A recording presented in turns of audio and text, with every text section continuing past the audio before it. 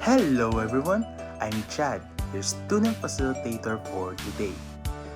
It's such a beautiful day, isn't it?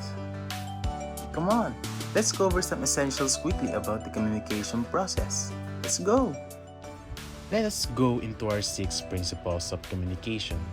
Number 1, we communicate to meet our needs.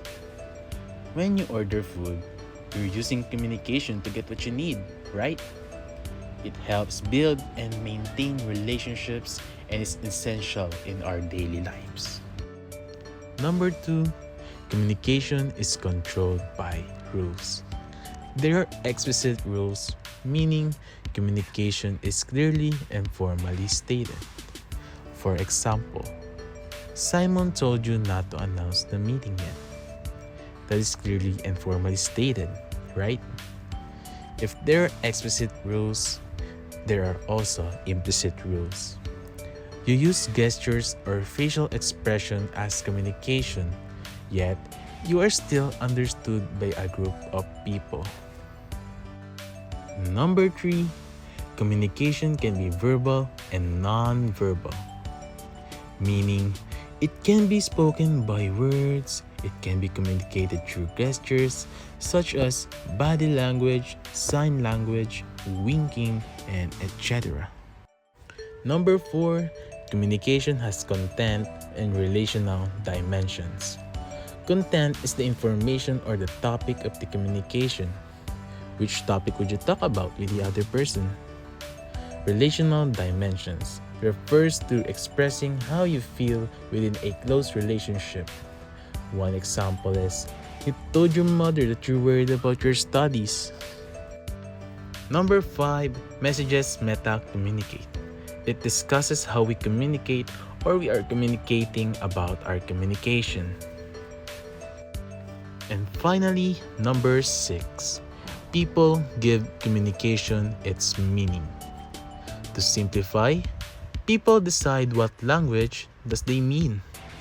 For example, mouse is a rodent, but it can also be considered as a computer device. Now, let's move on to the elements of the communication process. But before we discuss the elements, what is message? That's right, message is where the communication starts. It requires the sender, the transmitter of the message, encoding, the process of translating messages into words or non-verbal. Receiver is the person who will get the message. Decoding, it is the process of comprehending the message. Channel, the tool on how you will deliver the message. Is it through face-to-face or text? Context. There are 2 types of context. Physical context refers to the physical condition of the environment, and the psychological context affects the thinking of a person. Communication can't be complete without noise and feedback. Noise interrupts the communication, and feedback refers to the reaction or the reply to a message. Lastly, communication is dynamic, meaning everyone in the conversation are both senders and receivers. Now, let's go on to the communication in professional networks. Ooh. It focuses on networkers.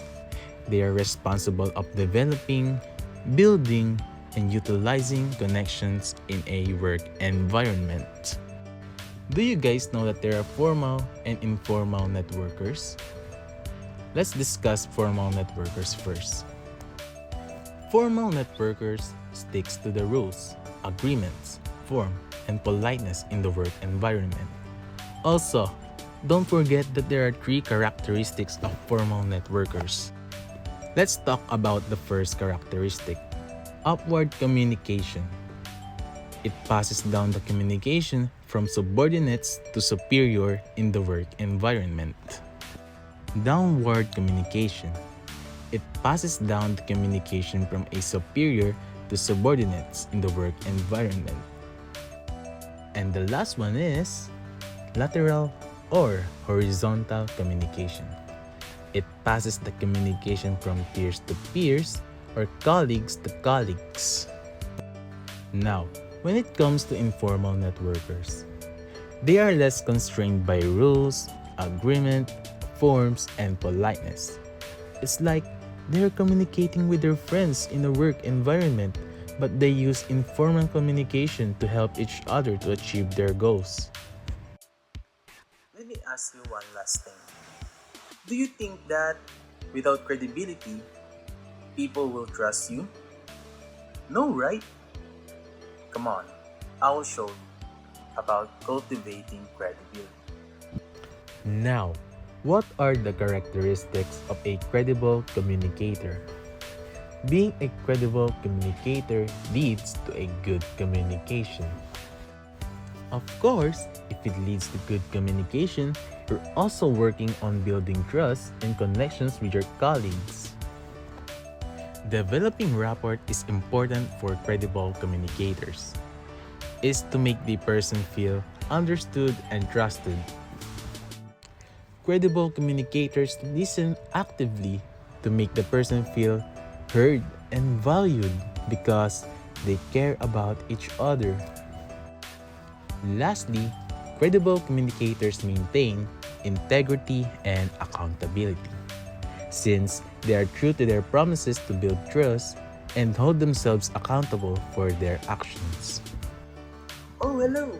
I didn't see you there. Are you done listening to my discussion?